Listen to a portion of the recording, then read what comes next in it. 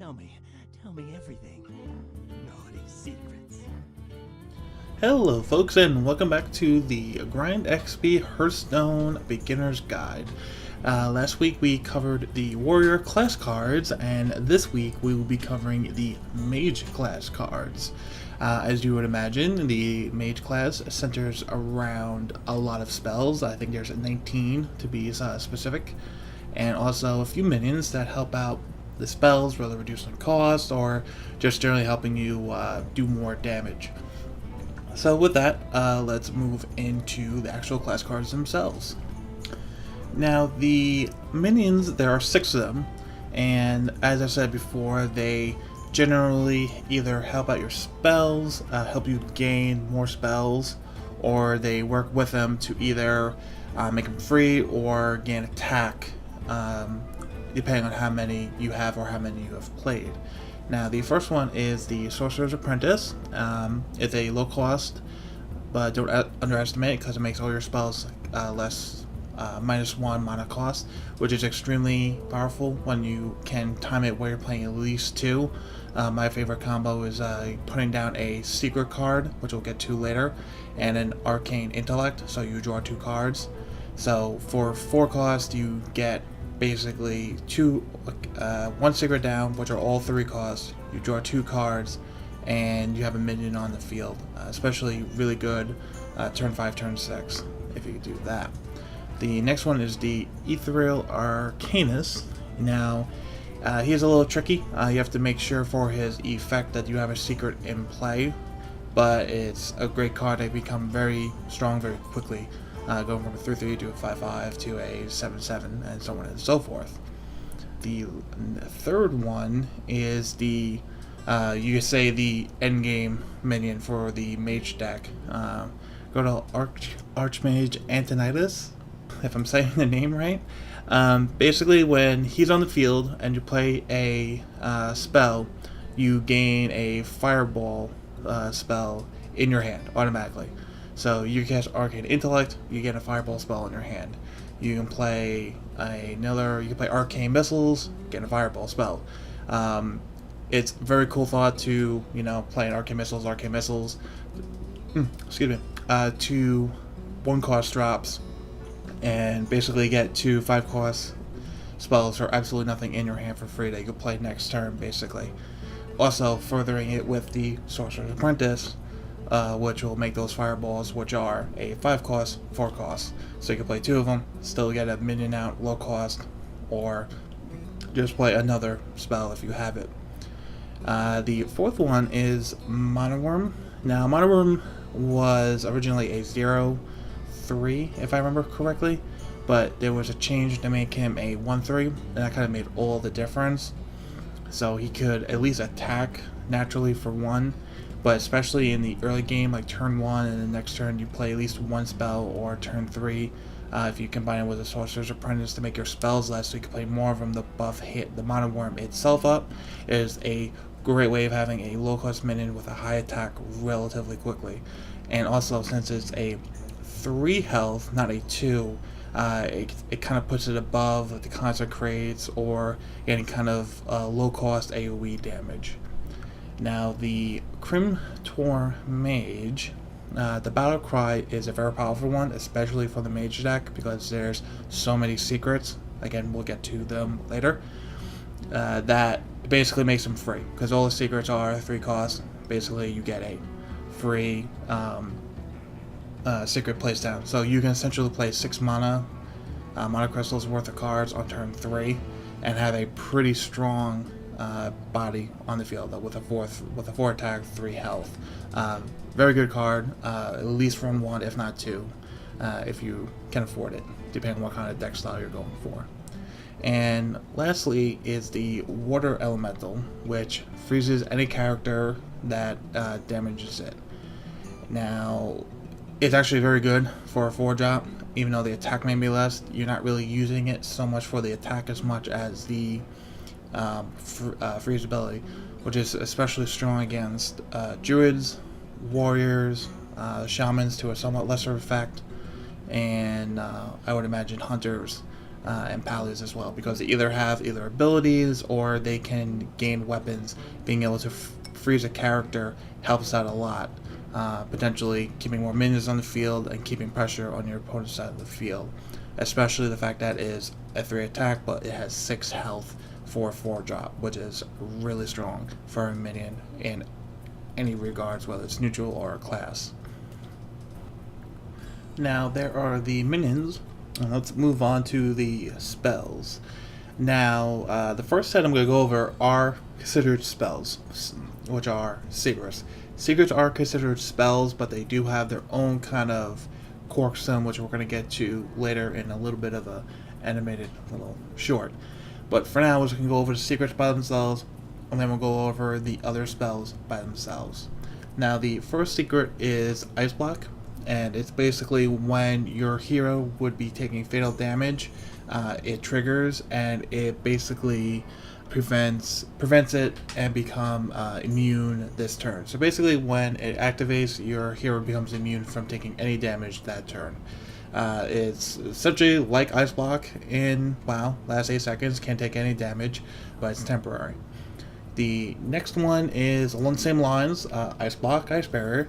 Ice Barrier, when it triggers, gives you I think it's 6 armor now instead of 8. I'm not sure, but it's just a general principle. If it gives you armor, it gives you temporary life, because armor, as we went over in the warrior video, armor is essentially life. It just gets taken out first, and then your hero's life points. The third one is Vaporize, which is probably one of my more favorite secrets. Essentially, just whenever a enemy minion attacks your hero, vaporize it, kill it, destroy it, make it dead. Very simple, very effective, works exactly how it's supposed to. The fourth one is Mirror Entity, which when your opponent summons a minion, it triggers and you gain an exact copy of it. The only thing you have to remember is Battlecry effects. It will not be duplicated for you.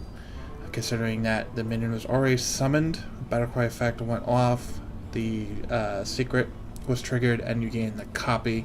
And Battlecry effects only happen when it's summoned from the hand itself. Since it's just a copy, it doesn't happen. But very strong, especially if you manage to hit the right minion at the right time. So timing with Mirror Entity also plays a big strategy in it all.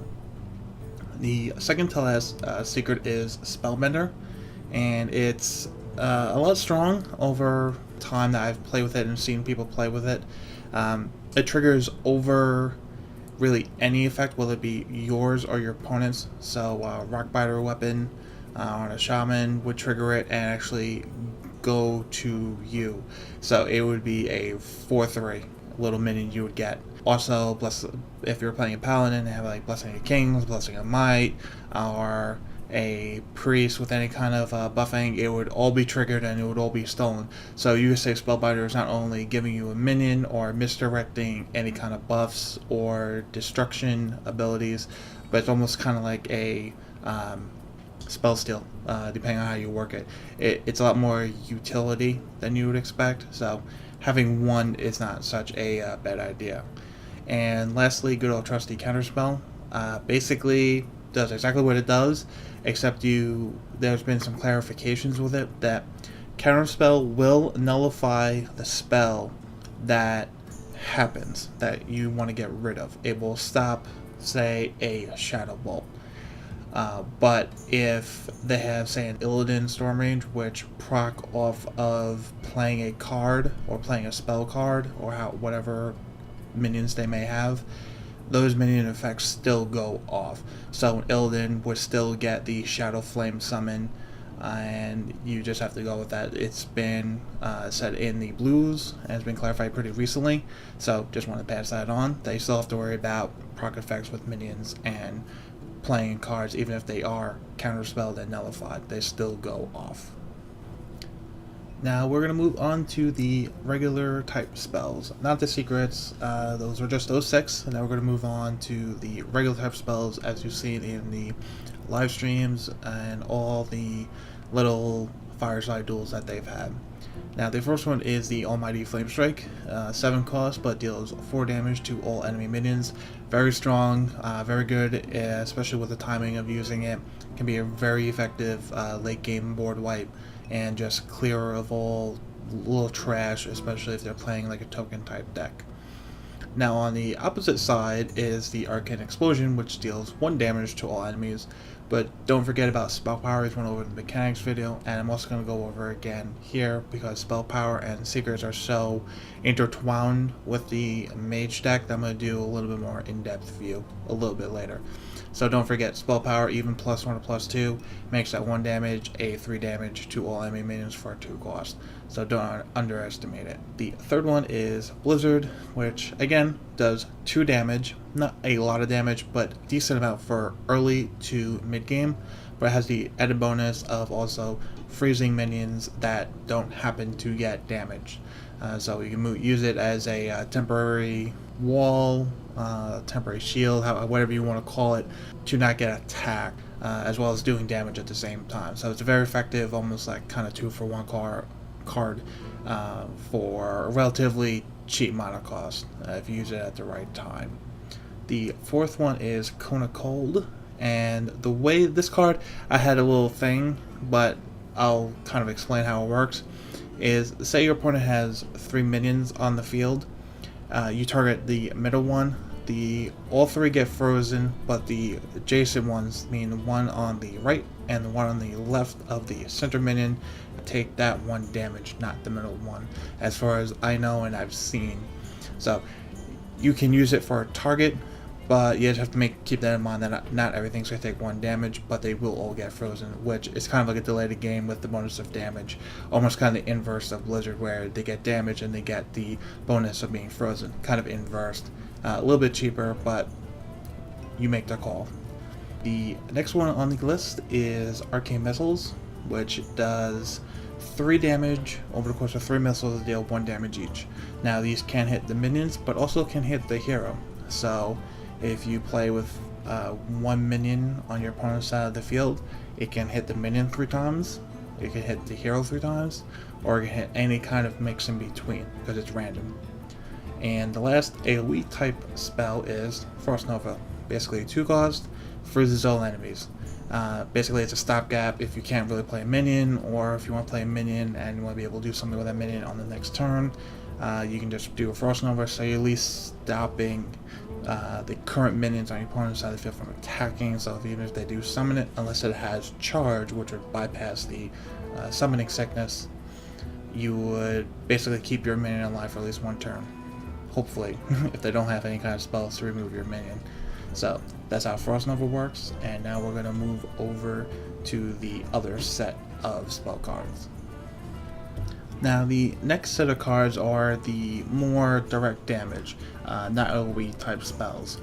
The first one is Iceland, which can freeze a character or an enemy hero, but if they're already frozen, say through water elemental attacking or through Frost Nova, Blizzard, Kona Cold, that type deal, it will do 4 damage instead, which will pretty much kill any early to mid game minion that's on the field, and if it doesn't, it's gonna stall them out long enough for you to take them out next turn. Going on to the second one, which is Frostbolt, which is a deal 3 damage card to, again, a minion or hero, and also has extra benefit of freezing it as well. So you can do a Frostbolt to a enemy hero and then do an Ice Lance for 4 damage. So between 2 cards you're dealing 7 damage, which is considerable because you have to remember you're starting out with only 30 life points, and unless they're a healer type deck, which would be primarily your priests or your druids, somewhat pallies, they're not going to be able to cover that kind of health in 1 turn that quickly, so you gain that advantage. Now, moving on to the third one, which is a Fireball, 6 damage for 5 mana cost, straight up, and can be used to pick off mid to late game minions, or preferably you just want to wing it directly into the enemy hero itself. That goes double for the last one in this set, which is Pyroblast, which deals 9 damage for an 8 mana cost. Always want to try to throw this into the enemy hero's face. unless you really have to take out something big like Molten Giants, Pumped Up, Health Scream, because he starts out as a 4/9. Any kind of heavy endgame minion that you may need to take out, Power Blast will pretty much do it for you if you need to in that kind of emergency case. But otherwise, you just want to just smash it into the enemy heroes with spell power if you can manage to get it out beforehand. Now, the last set of spell cards we're going to go over, kind of like the hodgepodge type of spells, kind of one-offs. They all the classes have them. Don't really fit with the other ones. So with that, we're going to go to the first one, which is Mirror Image. 1 cost, gives you 2 minions on the field, but the more important thing is they have Taunt. The important thing to remember is that they are 0/1s, they can't attack with them, and they are susceptible to AoEs. But with that, you say, okay, they use AoE to get rid of it, but then again, it's an AoE that they can't use later that they've already used. And if they don't have an AoE, it's 2 targets they have to go through, even if they don't take retaliation damage because they have 0 attack. It still helps prevent your hero from taking damage for that turn or 2 turns, depending on how many minions they have. The second one is Arcane Intellect. I mentioned this before, helps you draw 2 cards. I always tend to run 2 of these along with Novice Engineers, any kind of other draw power to help speed up your deck. Always helps, especially with the Sorcerer's Apprentice, which makes it only 2 costs, along with a few other cards. Makes it much more cheaper for the power of drawing 2 more cards. The third one is Polymorph, which transforms enemy minion, just like in WoW, into a sheep. The only thing that gets me is, why is it a 1/1? It should be a 0/1, because it's temporary and sheep can't attack you in WoW. But it becomes a 1/1, it can attack, but it's a whole lot better than, say, an Illidan with a 7/6 or anything else. It would just be funny if you had the sheep in that Pega, which is a 0/4, and actually make him a attackable minion for your opponent. And then lastly, we have the actual hero ability, which is deal 1 damage. Now that 1 damage can go to the opponent's minions, hero, or to your own minions, which can come in handy with range mechanics, triggering them on your turn, especially if with a Raging Worgen, which is a prime example, which will gain Wind Fury and 1 attack. So you trigger it, you don't have to run into an enemy minion, take more backlash damage, and can generally be used for a couple other minions as well. Now the next little section we do is just a overview of the spell power and secret mechanics. I did that in the mechanics overview 2 or 3 weeks ago. I just want to go over these 2 again because they are very important to the mage deck itself. I just wanted to go over them, give you a little refresher, and there's been 1 or 2 clarifications since then, so just want to edit that to this. Now, the first things that I want to go over again is what spell power does not work with. Healing is not affected by spell power, similar to how it is in WoW. They separated out between healing and spell power for damage or healing. So healing does not get the benefit, and as well as heroes' abilities do not get affected by spell power. So if you had a Malagos on the field, which is +5, your hero ability will not be doing 6 damage for 2 cost. Very unfortunate. As a personal mage favorite in WoW and in Hearthstone, it's kind of disappointing, but then again, it would be a little overpowered for a 2 cost, just picking off 6 life minions at whim for 2 amount of cost every turn. So, a nice thought, but does not work. Now, however, spell power does work with damage type spells. The first set is dark damage and AoE. So I have Flame Strike and Power Blast up there as an example. Flame Strike will gain a direct increase with spell power. So say you have a Malagos on the field, thinking big and large here, which is +5. Your Flame Strike will now be doing 9 damage to all enemy minions on the field. Likewise, same situation with Power Blast. Instead of doing 9, it will do 14 damage to wherever you target it. Now, moving on to the best way I can describe it is projectile damage to random targets. There aren't too many of these types cards for the mage. There's only arcane missiles, and the only other real example I can give for another class would be Avenging Wrath for paladins, which does 8 damage over 8 missiles. It's the same thing, just more missiles at a base cost wise. The amount of damage it does is not added per missile, but it's added to the total. So it will do 4 damage because it will add 1 missile to the total. So you will do 4 damage over the course of 4 missiles for 1 damage each. And you just have to view it that way, and you have to kind of view it as it doesn't work the other way, because if it was doing 4 damage over 3 missiles, you'd be doing 1.33 a round, and then you get into weird quirky math, and that's just the way Blizzard and the developers decided to do it with those. And I'm okay with it. I'm just glad we have the clarification, and I'm just happy to pass it along to you so you know exactly how it's supposed to work. That it's not going to do amazing amounts of damage for 1 cost. The same thing with paladins. I think theirs is a 6 cost for 8 damage. It doesn't go into like the 40 damage range out of nowhere. So just keep that in mind, and that's how spell power works. Now we're going to move on to the secrets overview. Now the example secret I have is Vaporize. Now you have to remember, when secrets are first played, they are considered spells, and they are basically played face down. They take the mana cost out, and then they become the little question mark above your hero. In the beginning, when Vaporize is a spell, counter spell, if it was put down already, will actually trigger and nullify the secret and getting rid of it, along with minion effects such as Illidan Stormmage will actually trigger off playing the card because you played a card.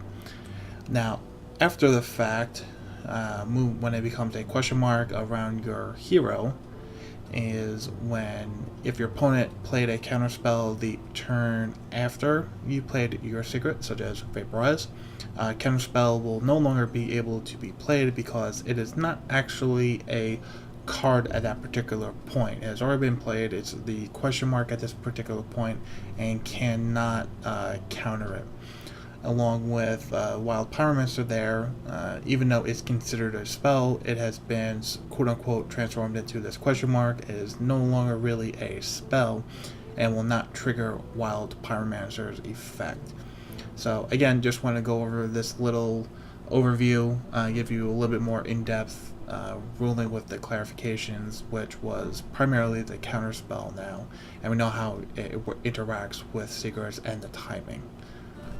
And with that, we have arrived to the mage concept, or mage deck concepts part.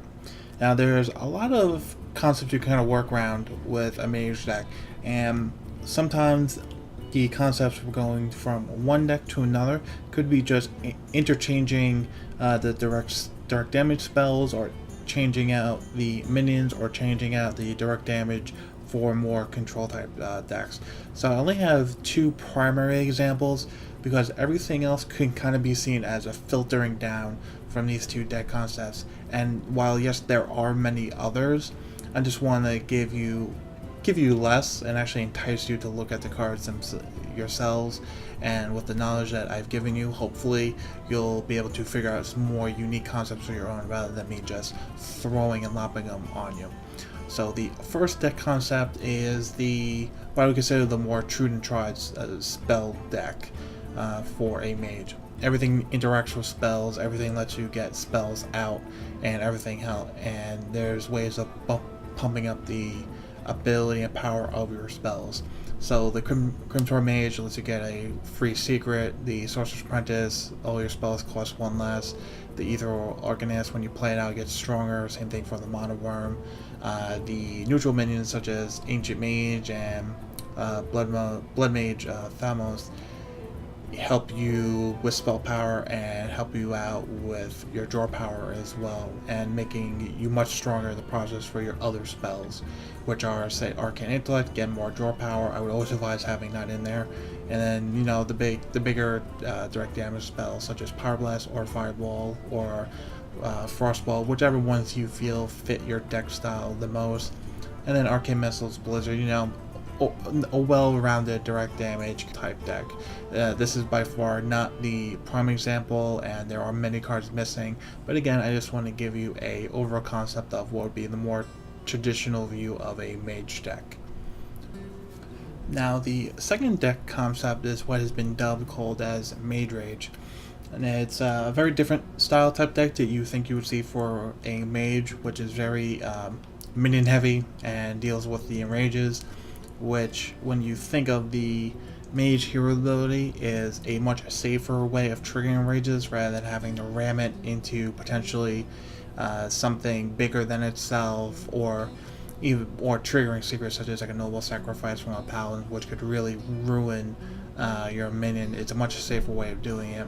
So the Raging Worgen, the Tauren Warrior, and the Armani Berserker fit in there, as well as keeping the Crimtor Mage and the Sorcerer's Apprentice to make your spells cheaper, or basically playing them for free. So you are allowed to play more of those heavy type cost minions, such as the Hogger there at the end, which will give you 2/2 nulls with taunt, so it helps protect your hero, also focuses your opponent's attention on your minions, and lets you do a more effective job with your spells.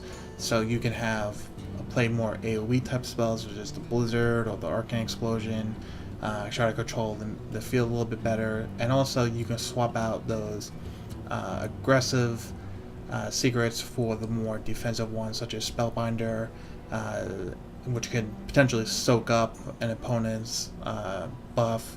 Again, the Rockbiter weapon comes to mind, as well as Counterspell, which would negate any low-level AoE, help protect your minions, because if they're going to go into rage, they have to be damaged, so they're already going to be at 2 health, which is susceptible to a lot of low-level AoE.